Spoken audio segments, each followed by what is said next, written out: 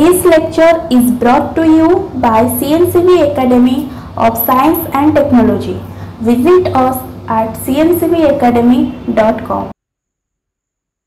Hello, I am Devasis Sanyal from the Department of Physics. In the last lecture, I briefly reviewed the theory of quantum scattering. So today we are going to discuss some problems on quantum scattering. So let's get started. We start with the first problem. So this is the first problem. Show that a scattering cross section for Coulomb potential using Born approximation is directly proportional to cosec to the power 4 theta by 2. And theta is always the scattering angle. Now the groundwork for this problem has already been done in the last lecture, where I reviewed the theory of quantum scattering as well as I discussed a few problems. So in one of those problems was something like this. Consider a potential of the form beta e to the power minus mu r by r, where beta and mu are constants. Show that the scattering cross section is 4m square beta square divided by h cross 4, then mu square plus mu square to the power 2. So I think I missed out to the power 2 in the last lecture. So that's the correction. You can easily make out that there should be a power of 2 here. Is mu square plus mu square whole square. So whole square is there. So you can easily see my Coulomb potential is of this form, 1 by r, where mu is equal to 0 and beta is some constant. So whatever we do carries over for this problem, and what we have to do is we have to put mu is equal to 0 here. If you put mu is equal to 0 here, you will get the result. So that is what we will do. It's simple. So this is already done. So now we will put mu is equal to 0 and we will get back the scattering cross section for Coulomb potential with the Born approximation. Remember, we are doing quantum scattering, not classical scattering. So once you do this, you will get this result. You put mu is equal to 0, and remember what is q square? Q was always your k prime minus k prime vector minus k vector modulus. So this q square is k square plus k prime square minus 2k into k prime cos theta. And remember, k is equal to k prime because we are dealing with elastic scattering. So there is no loss of energy. So k and k prime are the same. And if you just use this relation, we are immediately going to get this result from here. Remember, q is this, so you will get, so it will not be a problem. So this is how you approach this problem. Now we go to the next problem. The next problem shows that the scattering amplitude according to Born approximation for a square wave potential is Vr is equal to minus V0. So this is a potential which is minus V0 when R is less than A and 0 when R is greater than A. So you can see it's like a potential well. For R less than A, the potential is attractive, and for this R greater than A, there is no, so the potential is 0. So we have to find the scattering amplitude, that is f theta, according to Born approximation, and we have to show that the f theta is given by this expression, where q is the usual notation.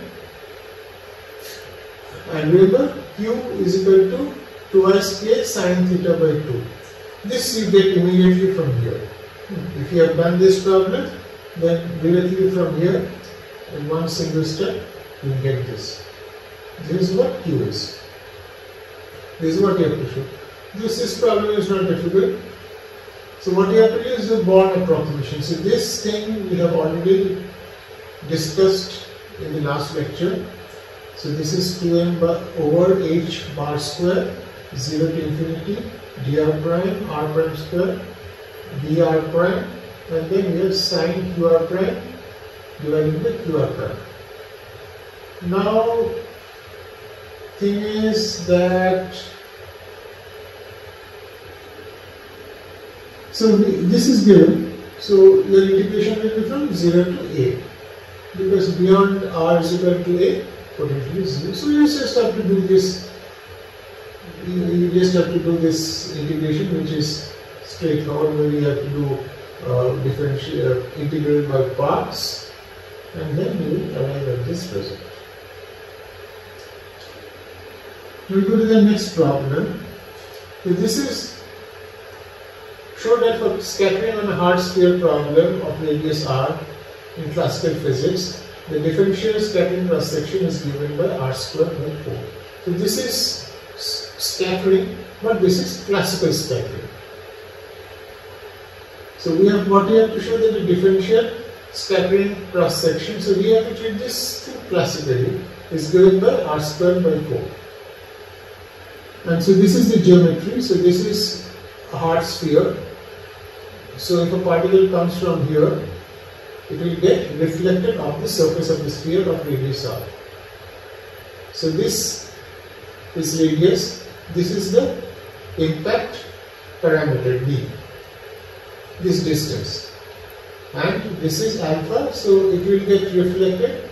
So if this is the radius, if you project it, then it will make, so this is the incident particle and this is the reflected particle. So this will meet an alpha, this will meet an alpha, and this part is theta. That is, this is the scattering angle. If it continued, then you could have taken this part, but it got scattered because of the hard sphere. And so this is the scattering angle. So this is the geometry of the problem. And so we start from the first basic definition of scattering cross section. Remember, since if we started, I think we used S instead of B, but here I am using B. So 2 pi b dB is equal to minus d sigma d omega scattering cross section 2 pi sin theta d theta. We have discussed this relation. Only thing is that I did not mention the minus sign there. Minus sign is important in the sense because dB d theta is always negative. So 2 pi b dB d theta is equal to minus d sigma d omega 2 pi sin theta. This dB d theta is always negative because from here you can see if b increases, the theta will decrease. So as you go further and further away, there will be no, then the scattering will be less and less. And since dB d theta is negative, we have to balance that with a minus sign because d sigma d omega is always positive. That is the logic. So that's why this minus sign is there. Now this is the relation we have to use. So now what is theta? Theta is equal to pi minus 2 alpha. This comes directly from here. And what is b? B is equal to r sin alpha. So you can just drop a perpendicular from here. That will be b. And b is equal to r sin alpha. That is straightforward. So b is equal to r sin alpha, then dB is equal to r cos alpha d alpha. Right? This is r cos alpha d alpha. Just put everything here. 2 pi r. So instead of b, write this expression. Instead of dB, write this expression. And then we have this relation between alpha and theta. Oh, so write everything in terms of theta now, and then put it in this form. Put it in this form, and then you will immediately find out what is d sigma d omega like. This is straightforward. So put it in. So use this, then arrange it in this form. Write everything in terms of theta using this relation, and you are going to find out what is d sigma d omega. We go to the next problem. Show that the total scattering cross section is equal to sigma is equal to 4 pi by k. K is the incident wave vector. Is imaginary part of f0. F is the scattering amplitude. So this is f0 means theta is equal to 0. Where f theta represents the scattering amplitude. This is known as optical theorem. So we have to use expressions that we have already used before. So we know that sigma is equal to d sigma d omega. And d sigma d omega is f theta modulus square d omega. Straightforward. And this also we have done this expression 4 pi L 12 plus 1 AL mod square. This we have done we have reviewed it in the last lecture. And what is AL? AL is related to the phase shift. Delta is the phase shift. Through this relation, AL is equal to 1 by k is equal to I delta L sin delta L. You can just plug it in here and then you will get everything in terms of delta L. Instead of AL, we use this expression. AL and AL star will multiply, then this term will become 1. So you will have sin square delta L by k square. Again, in the last lecture, we found out that f theta is equal to 12 plus 1 AL PL cos theta. This is an expansion in terms of the partial waves or the angular momentum. So this is your. So that's it. So we know f theta. So what is, we want f0, right? So what is f0? F0 is PL cos theta is 1, PL 1. So that will be in terms of AL 12 plus 1 AL. And instead of A, you write this expression and then find out the imaginary part of this expression. F0, write F0 and then find out the imaginary part of F0 after you put in this relation. And then you can easily come across, you can easily deduce that how sigma is related to imaginary part of F0.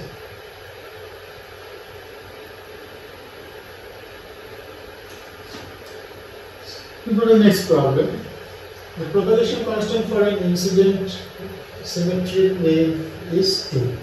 Show that the total scattering cross section for L is equal to 0 and delta L is equal to pi by 2 is pi. So propagation constant is k is given.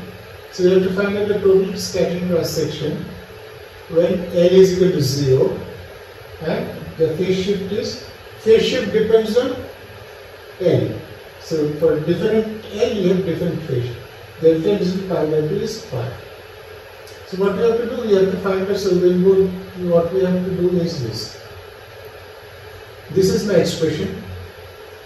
So we have to find out for L is equal to 0. And what is L mod square? This you can just put it. So we know for delta L for L is equal to 0. So we have to find out this thing for L is equal to 0. That will be the total scattering cross section for L is equal to 0. So the total cross section is the sum of the scattering cross section for all the partial waves. So we are only interested in L is equal to 0. So this is for L is equal to 0. Just put L is equal to 0 here and then you put what is delta L is pi by 2 and we should get this answer. We go to the next problem. The differential scattering cross section for a Gaussian potential VR. This is a Gaussian potential. This is V0 e to the minus r square by a square using Born approximation. Is given by d sigma d theta is equal to c e to the minus d sin square theta by 2. So this is the exponential. So this is the scattering cross section for this potential as found out using Born approximation. And C and D are constants. Show that the maximum value of d sigma d theta is proportional to e to the power minus theta. So we have to find out the maximum differential scattering cross section. It is simple. So we have been given d sigma d theta. So differentiate with respect to theta, put to 0, find out what is the value of theta, and then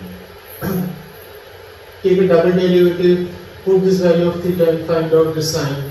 That will tell you whether it's positive or negative. If it's negative, you know it's minimum, it's maximum, and if it's positive, it's minimum. So that's it. So using that value of theta, put it here and find out the value of differential scattering cross section. That will be. So I'll end today here and we'll meet soon with something different. Thank you.